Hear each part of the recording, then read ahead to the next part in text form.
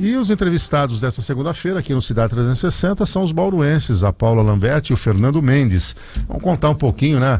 Podemos chamar assim de saga, né? A bordo do veleiro Strega, né? Que fala? Strega. Strega. É em italiano. Strega. Strega. Ah, sabe o licor Strega? É isso aí. Bom, eles moram desde 2018 na embarcação e a viagem para os 7 mares começou em 2019.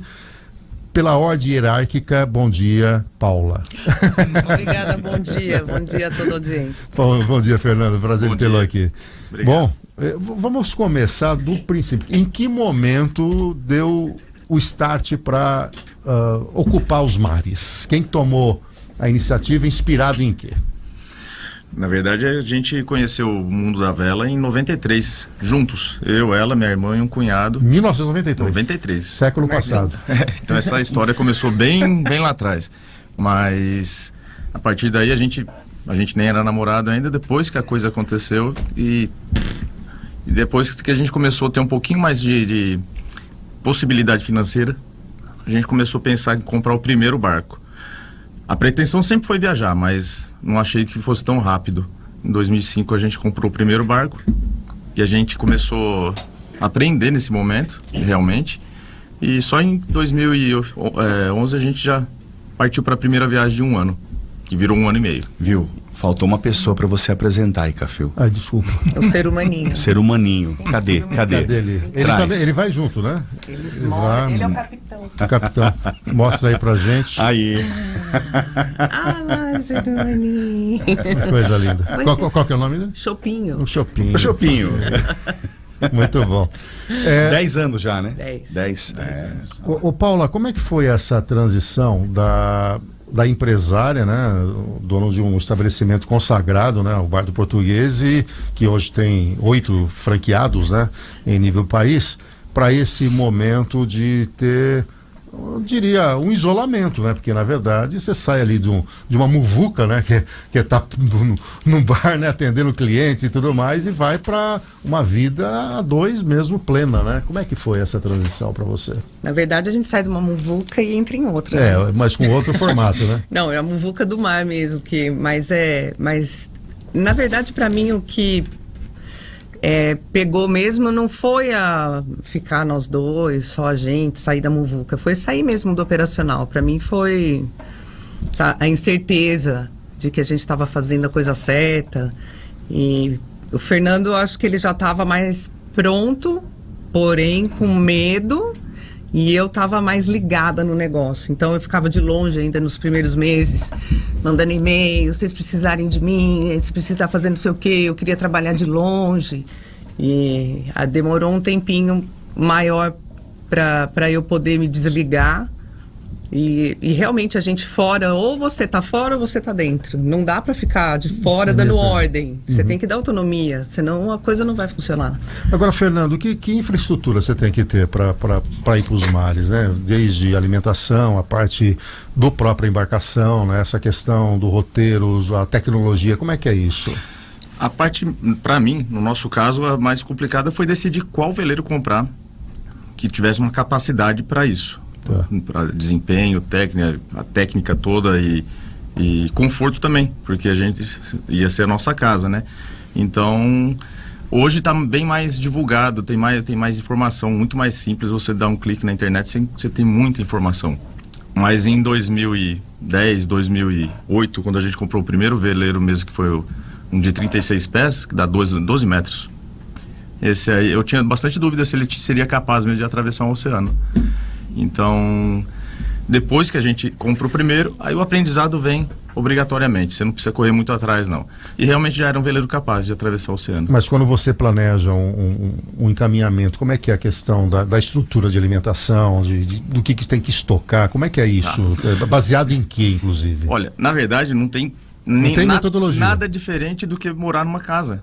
É a mesma coisa, nós temos geladeira, nós temos freezer, nós temos capacidade boa de combustível, utiliza muito o vento, então a capacidade de combustível ela se multiplica em relação à singradura, ao desempenho de milhas que a gente pode fazer por dia. Mas não muda muita coisa em relação a uma casa mesmo. Quando a gente saiu, a gente tinha uma ideia que era passado por outros velejadores, que tinha que estocar muito para fazer. Você vai para a Europa, Mas não é isso. No primeiro porto que você para tem mercado, no segundo você para, em todos que você para você tem acesso a comida, bebida, combustível. Isso é um pouco mais programado quando a gente vai fazer uma travessia longa, uma travessia oceânica. No caso da gente que saiu de Paraty, até a gente chegar na travessia oceânica, a gente vai fazer Paraty, Rio de Janeiro, Vitória. Então é uma semana, é 3 dias. Então você não precisa, apesar que a gente saiu com o barco, parecia que a gente ia pegar, nunca mais ia ver um mercado na vida. Agora, do ponto de vista tecnológico, Paulo, o que vocês têm dentro da embarcação? Acesso à internet, tem tudo? Como é que é isso? O nosso acesso à internet é só quando a gente está perto da costa. Então vocês não Hoje têm em dia tem Starlink. o Starlink, eu imaginei o Starlink, sim, né? Sim, mas a gente usa um dispositivo que é um localizador, um rastreador via satélite da Garmin, que a gente consegue mandar mensagem de texto. Tá. O antigo bip lá que existia, né? Os médicos usavam isso, A né? gente usa ele, como a gente pareia com o celular, a gente usa como WhatsApp. Então a gente sempre, quando vai fazer uma travessia longa, a gente tem um apoio de meteorologia em terra, que é um amigo que conhece meteorologia, e ele passa pra gente todos os dias, olha, vento nessa direção, nessa intensidade e tal. Então a gente consegue ter essa segurança e a gente consegue falar com quem está em terra por mensagem de texto. E quando não tem o vento, a brisa, enfim, nada acontece, como é que é a reação com o veleiro? Vocês ficam à deriva ou não? Tem um motor, tem alguma coisa que vocês conseguem manter o trajeto? Tem motor, não é motor grande nem muito pesado, mas é um motor que desempenha a velocidade normal do veleiro. A mesma velocidade máxima que nós temos no vento, a gente tem no motor, então aí é uma escolha. Se a gente quer continuar esperando o vento chegar, a gente vai demorar mais tempo para chegar ao destino. Ou senão a gente consome combustível e dá andamento. Eu prefiro isso, acho mais seguro. Agora, Fernando, não obstante toda a programação, essa questão da meteorologia, sempre há um reverso. Em que momento vocês enfrentaram o maior perrengue aí nessa jornada? Eu saí numa viagem... Eu completo a pergunta do Café, o lugar mais bonito e o mais perigoso que vocês já atravessaram. Vamos lá. Vamos por partes. Então vai lá. O perrengue. Vamos pelo perigoso. Eu não considero o lugar perigoso que a gente tenha tido, mas assim, no norte do Brasil até o Caribe existe a condição de pirataria ainda, mas a gente não teve nenhum tipo de evento em relação a isso. O lugar mais bonito é muito difícil falar, e além de ser bem pessoal, só que dentro de tanta coisa que a gente já viu, eu elegeria os Açores, em Portugal. Sim. Aquilo lá é fabuloso. A primeira viagem que a gente fez, a gente ficou 15 dias, não deu para conhecer muita coisa, mas dessa outra viagem agora que começou em 2019, ficamos 4 meses. E a Grécia. E a Grécia também.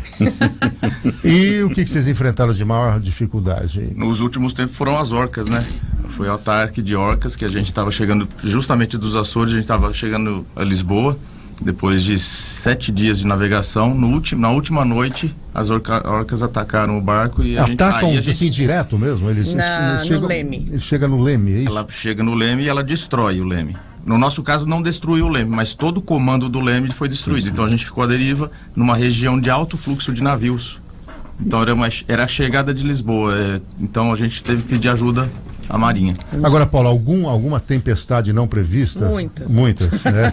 E como é que acontece nessa hora? O que é? Se prender ali? A gente tá... Rezar? A gente tem que... também. Tudo isso junto. Mas a gente tem que lidar, o aprender a resolver os problemas sob pressão. É assim que é. Porque ali, com 3 dias de previsão, você tem uma previsão mais, como fala? Mais confiável. Mais precisa. Só que a gente fez, por exemplo, uma travessia de 19 dias. Que é um tempo longo, né? Então, a partir do 3º dia, você está com uma previsão que você não sabe. Então, o nosso apoio em terra vai falar, olha, se preparem que vai vir uma paulada. E aí a gente tem que se preparar. A comunidade dos velejadores é uma comunidade unida? Como é que vocês encontram ajuda? É uma rede de apoio? Porque eu vi um vídeo no stories de vocês, falou, a treta acontecendo lá de velejadores, um cercando o outro. Como é que é essa questão da convivência e dessa rede de apoio em alto mar?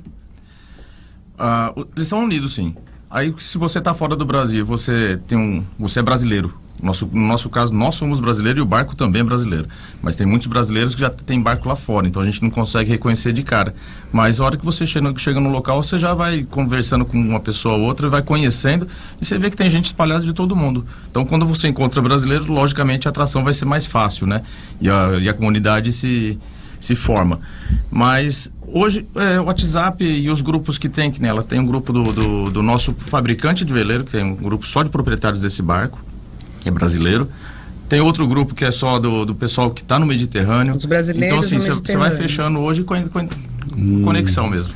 Bom, estamos entrevistando a Paula Lamberti e também o Fernando Mendes, falando aí dessa opção, né, de vida, né, de viver num veleiro. Paula, indo para o lado mais psicológico da coisa, né? O que acontece quando você está em alto mar, só você e o Fernando? O que é isso no ponto de vista do seu eu, daquilo que você acredita como passagem por essa vida? Dá para refletir? É um momento de introspecção, de reflexão? Totalmente, assim, primeiro que a gente fica desconectado. Hoje em dia tem Starlink, é a opção das pessoas fazerem uma grande travessia, vou colocar do Atlântico, que foi a que a gente fez já 3 vezes, e conectado. Eu acho que o X da questão é fazer desconectado.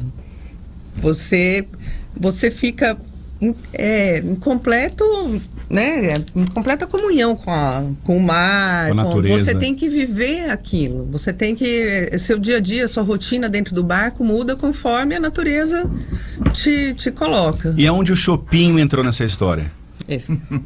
Todo mundo acha que é coisa minha, mas quem apareceu com o Chopinho foi o capitão. E aí, capitão? O Chopinho, na verdade, foi um presente de aniversário dela. Só que eu sabia que ela estava meio relutante com a ideia, então eu dei 30 dias antes do aniversário dela, eu dei o Chopinho numa sexta-feira, 6 horas da tarde, e falei, se você não gostar, na segunda-feira a gente devolve. Que está aqui há 10 anos. Deu certo.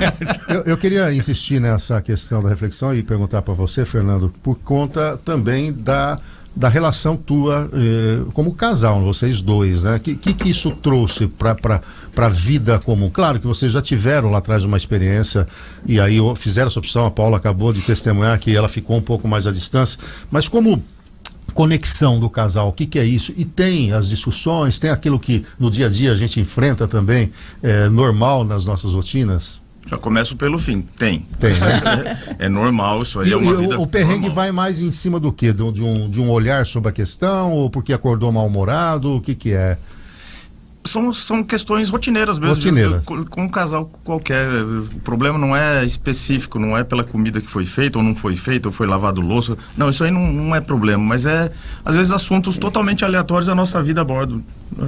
Os fatores externos, eles contribuem com isso também? Às vezes tem uma notícia de casa, claro, ou alguma coisa, alguma preocupação. Exatamente. Não dá para deixar aqui em terra firme. A gente tenta deixar, mas as coisas vão acontecer dessa forma. Como ela disse, quando ela começou a viajar, ela saiu do mundo do bar, do serviço, ela queria continuar. Isso aí era um dos motivos de discórdia. Eu falei, eu não concordo que você haja desse jeito, mas cada um faz do jeito que quiser.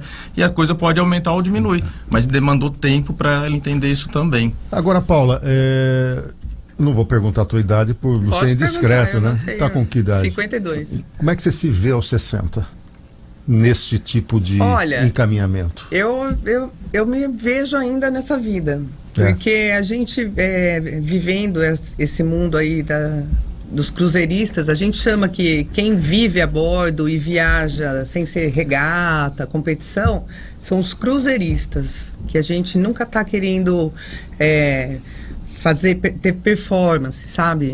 Então, nesse mundo dos cruzeiristas, a gente vê muitas pessoas já de idade avançada que começaram como a gente e estão ainda. Então, a gente vê que há possibilidade e eu acho que essa vida a bordo que a gente já leva já nos dá condições para continuar.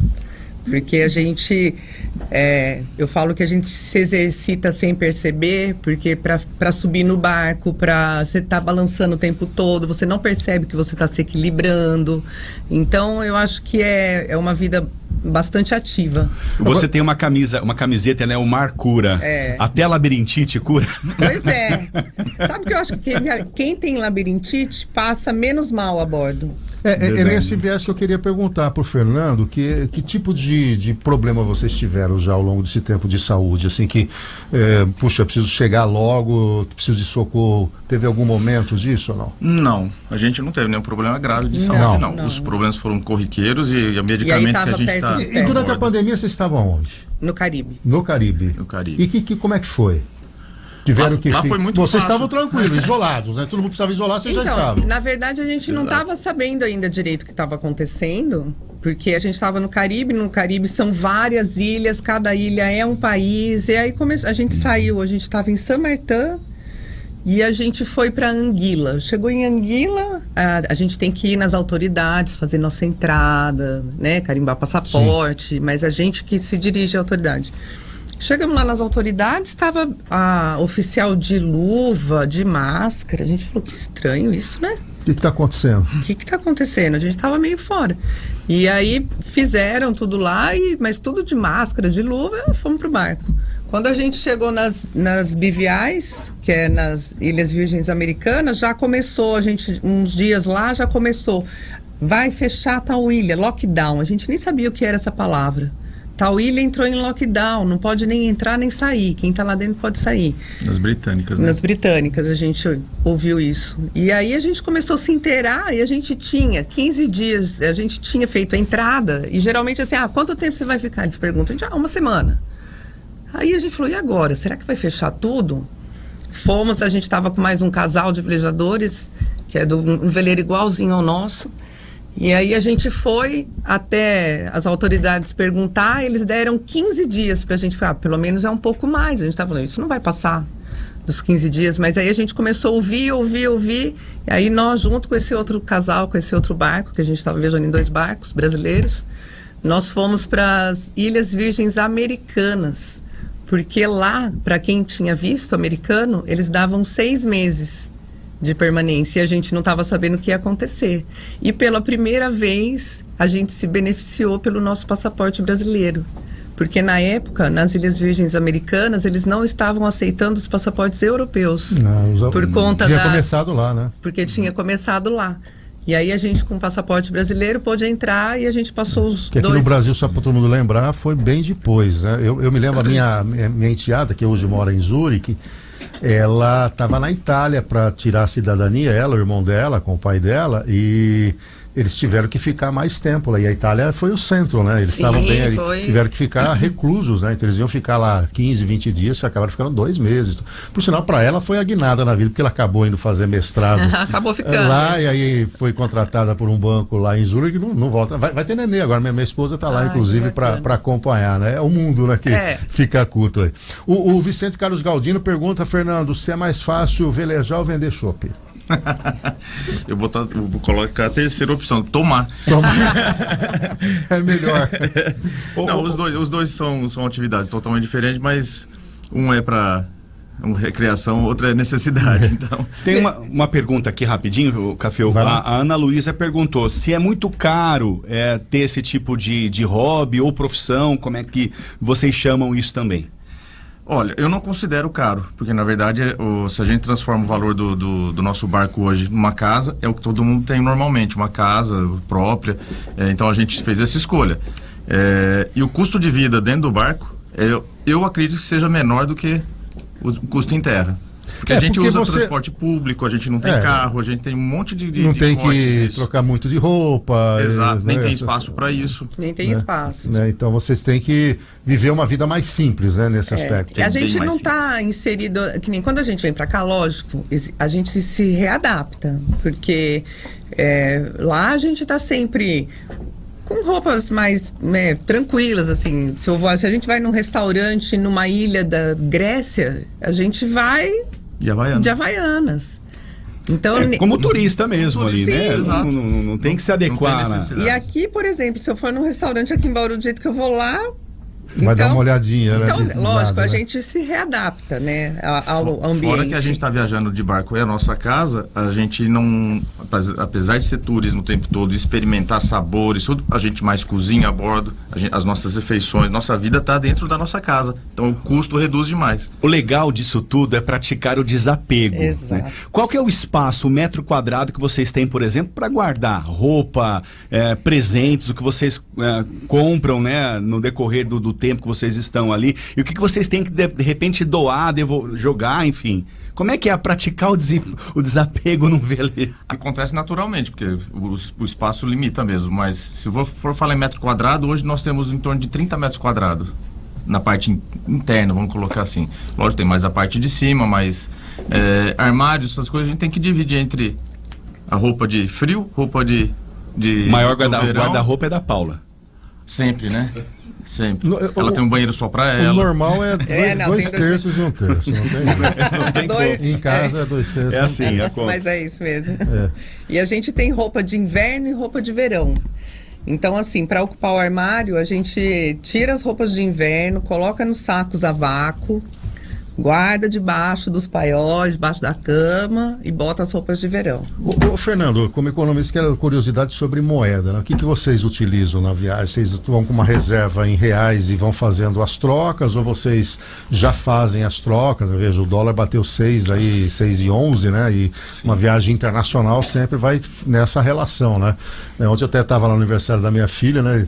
Né? Que legal morar na Europa. Eu falei, você está preparado para ter o poder aqui? Porque você come lá, bom, você gastar 50 reais aqui, você gasta 50 euros. Aí é 300 conto, né? 300 e pouco, né? Não é 50 reais. Exato. Como é que vocês administram a parte financeira aí? Pra gente é difícil também, porque a gente recebe em real e tem que consumir em euro, mas é o euro que determina mesmo lá, na Europa como um todo. A gente teve outras situações como Montenegro e Albânia, que fora da Europa, e eles têm a moeda própria, mas Montenegro aceita euro, a Albânia, ele tem a moeda deles lá, que não vale muita coisa, então deu um pouquinho mais de trabalho. Aí a gente usava o cartão, né? E mesmo assim, o cartão de crédito em alguns lugares não é aceito. Mesmo na Grécia, em vários lugares você tem que ter dinheiro no bolso. Tem Então, que pagar em cash mesmo. o que é bom que você encontra caixa eletrônico em todo canto. Então, mas tem lugar que a gente sentou, na hora de pagar, não tinha dinheiro na carteira e não aceitava cartão. Só que as pessoas, elas sabem que elas também estão devendo nessa situação e elas também acabam relativando, ajudando. Ajuda, né? Mas é o euro e só preciso um pouquinho na carteira para o dia a dia. E para essa parte operacional, né? Porque a única certeza na vida é que os boletos vencem. Nesse caso, aí é pelo aplicativo mesmo. Vocês acompanham isso pelo aplicativo. Vocês têm alguém aqui na base que dá um apoio para vocês? Não, as nossas contas aqui de Bauru, a gente tem tudo em débito automático. Algumas coisas eu tenho, minha mãe aí que é minha assessora em terra, ela manda para mim boleto, se chega alguma coisa, mas o restante... O restante é tudo... Vocês tiveram algum momento de algum parente, um ente querido perder a vida ou ter um problema de doença, vocês estavam muito distante e aí o que eu vou fazer nesse momento? Como é que é isso para vocês? Se isso já está conversado, dialogado entre vocês e a família? Não me recordo de ter uma perda significativa assim, tão próxima que tenha afetado a gente, mas já está conversado, principalmente se a gente está numa travessia. Porque é difícil, se né? a gente está em terra, está ancorado, já está atracado em algum país, alguma cidade, não tem problema. A notícia ela tem que vir mesmo, mas se a gente vai fazer uma travessia, o conversado com a família, com os familiares, é não falar nada pra gente, porque não adianta. A gente não tem como sair. Não vai ter como resolver. Vai ter 10 né? dias para chegar, ainda que nós vamos fazer nada. É verdade. Bom, pra gente finalizar, Paula, então em perspectiva agora, o que vocês têm, vocês ficam quanto tempo aqui em Bauru, como é que é agora essa rotina para 2025? A ideia agora, como o barco está fora da água lá na Grécia, a gente está até março. Vocês vieram de avião de lá para cá? A gente veio de avião, o barco está lá na Grécia, que a gente volta para lá. Então, eu acho que até março a gente fica aqui, aí a gente volta para a Grécia para fazer manutenção do barco, que a gente tem que fazer pintura de fundo, algumas coisas que são chatas, né, Fê? Tem que fazer. E aí a gente... A ideia dessa temporada de verão na Europa é a gente continuar na Grécia, porque tem muita coisa para ver. A gente ainda não chegou em Atenas.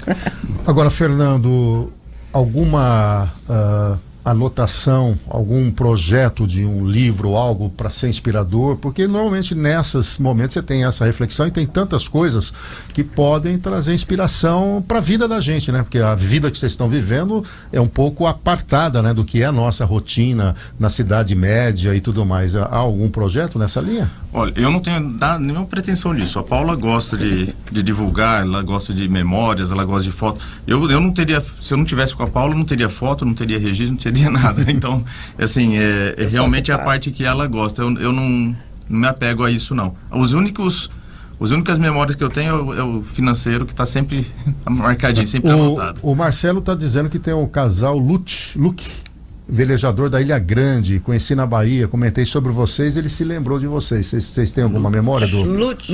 L-U-C-H-I, Lute. Lute. Não me lembro, mas se é da Ilha Grande, a gente provavelmente conheceu. Porque provavelmente vocês marcaram mais ele que você ele. Bom, legal. Quero agradecer a presença de vocês. Eu acho que a gente, como jornalista, né, e o jornalístico nosso, é legal sair um pouquinho daquelas notícias loucas, fim de ano chegando. E parabéns aí pela coragem e também pela opção que vocês tiveram e também trazer o ensinamento aqui pra gente. Paula, obrigado pela presença. Obrigada a vocês. Bom dia, boa semana pra todo mundo. Vamos fazer Obrigado. O seguinte, viu, Café? Comprar um barco, a gente apresenta 360 É isso aí. do alto mar. Achei que você fosse pedir um vale. Eu ia falar, vale então- chopp no Então, barco. tá feito o convite pra vocês Poxa, apresentar a estrega. Combinado. Lá na- Aí, ó. Vamos lá. Vamos embora? Lá na Europa. Aproveita, a Maria Tereza tá fora, a gente já... Ela tá lá em Zurique, eu vou lá Obrigado encontrar com pelo ela. Fernando, Obrigado, gente. um abraço, prazer tê-lo aqui. Muito obrigado. E sucesso aí nesse encaminhamento, tá? Valeu. E Obrigado parabéns pelo pelos convite, negócios aí do Bar do Português, levando Bauru aí pro... Só rapidinho, vocês lembram de memória em qual cidade vocês já estão ou não? Rapidinho. Lençóis, Marília. São Carlos, São José do Rio Preto. Ah, legal. Tá indo bem, tá indo bem. demais. A Rio gente Preto não- eu conheço lá, Rio a Preto. família da minha esposa é de lá. Maravilhosa. E um abraço pro Ricardo Rocha, grande Boa. economista, colega. Ô, Cafeu, rapidinho, um abraço pro Leandro Rosa, que fez essa ponte aqui, Ah, viu? verdade? É, olha lá, ó. Ocupado. Ele tá ali, ó. Esse aqui tá também, Adriano. O O Adriano né? também aqui conosco. Ô, Adriano. Desculpa, não registramos sua Peraí, presença vamos aqui, aqui. Adriano. Aí. Tá aqui o Adriano Dá um tchauzinho assessorando. aí, Adriano. Muito bom. E o Leandro lá no fundo, ó. Dá um oizinho. Aê, Leandro. Mas hoje ele vai fazer ao vivo aqui, né? Muito bem. Um abraço, Fernando, Paula. Abração. Até março estão por aí. Quem sabe a gente não faz mais um outro bate-papo aí. Opa, Tá, o joia. Um Fernando pouquinho antes de super viajar, a gente pode retomar Boa. para ver os planos aí, tá bom? Tá bom, Muito bem. beleza. Um bom dia, Obrigado, boa gente. semana, Vamos ver bom vocês. mês de dezembro para todos nós. Obrigada.